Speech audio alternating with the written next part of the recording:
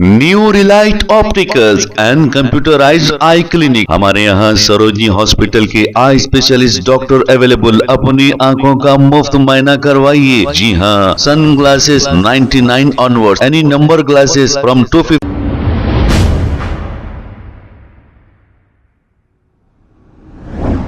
अस्सलाम वालेकुम नाजरीन, 7H न्यूज सच को रखे आपके आगे।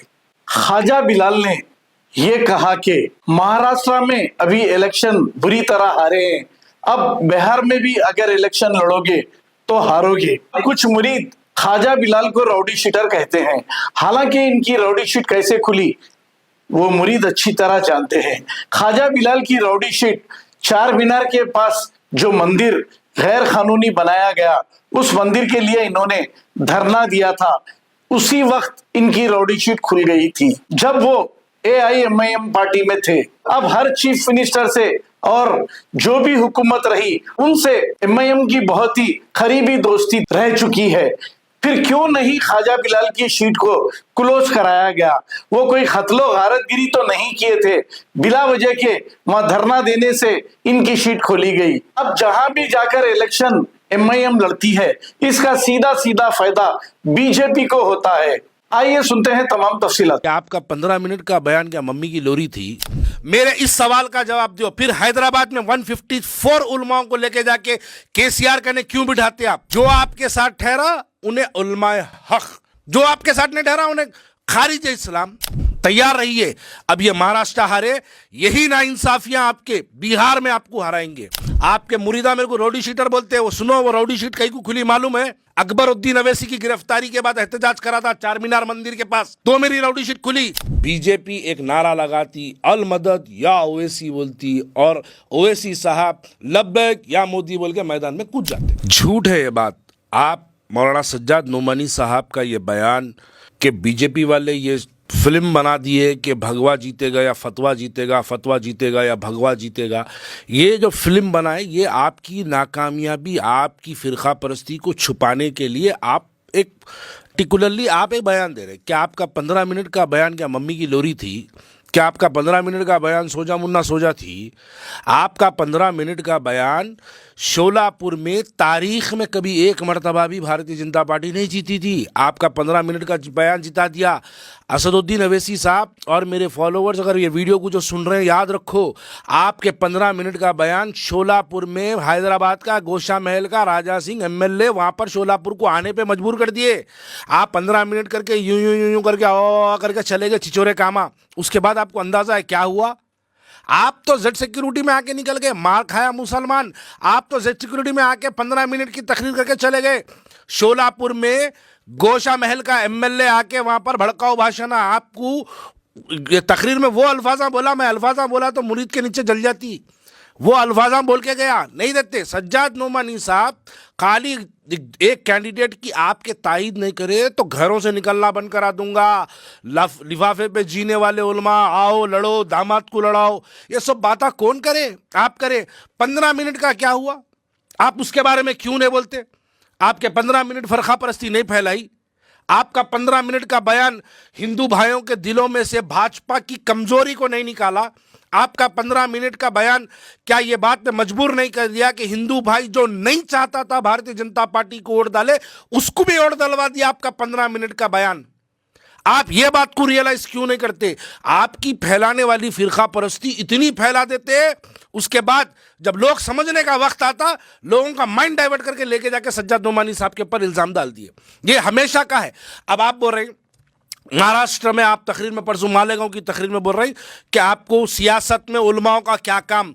मेरे इस सवाल का जवाब दो। फिर हैदराबाद में 154 उलमाओं को लेके जाके KCR कहने क्यों बिठाते आप?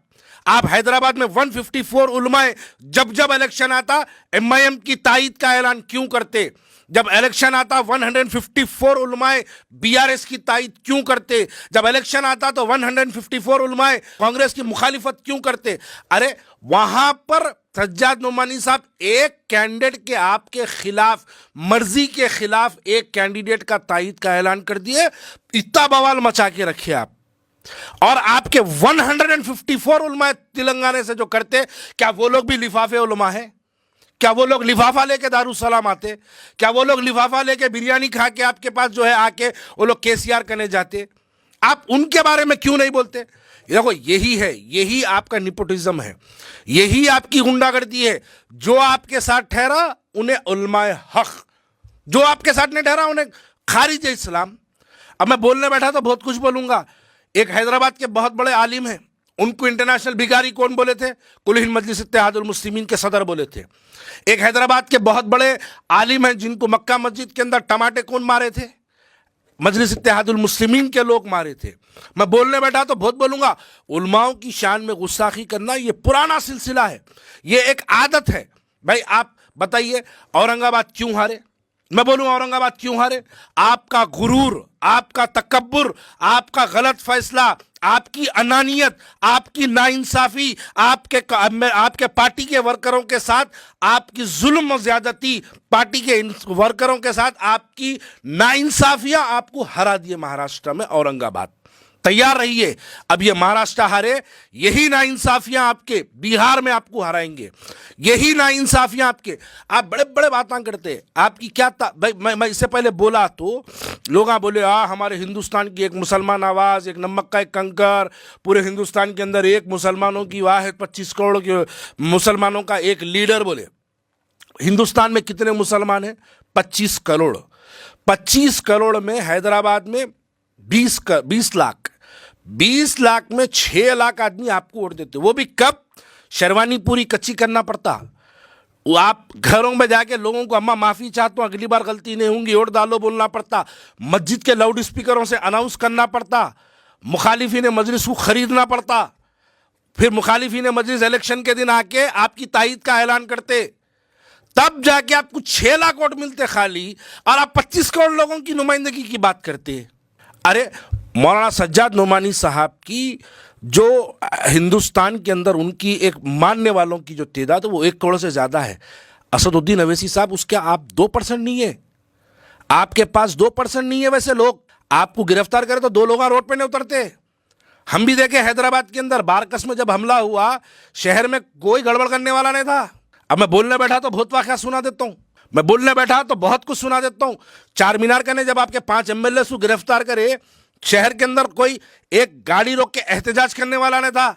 नाम लेना है तो नाम ख्वाजा बिलाल का लेके बताओ। वो एक ही दिन ख्वाजा बिलाल एहतजाज करा, 9 केसा अपने आप पे बुक करा लिया था। 9 केसा लड़ने के लिए 10 साल लड़ो। आपके मुरीदा मेरे को रौडी शीटर बोलते हैं, वो सुनो, वो रौडी शीट कहीं को खुली मालूम है?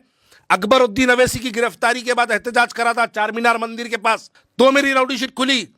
बेटा ये जो बोलने वाले लोग हैं, तुम लोग अभी अंडे में की जर्दी है, तुम लोगों को अभी अंदर पीला होना है, फिर उसके बाद तुम लोग की एक शक्ल बनेंगी, उसके बाद तुम लोग अंडा फुटिंगा बाहर आएंगे, उसके बाद आके चू चू चू चू करना, फिर किसी दस्तरखान की जीनत बन जाना है तुम्हारे को। वो दस्तरखान कोई और नहीं है, दारुसलाम में बिस्ता। बेटा जरा बड़े बड़े बातें नहीं करना, हद में रह के बात करना। बोलना यह है कि आपकी फिरका परस्ती, आपको हिंदुस्तान के अंदर हिंदू भाया जो इलेक्शन, देखिए थोड़ा सा माहौल देखिए आप।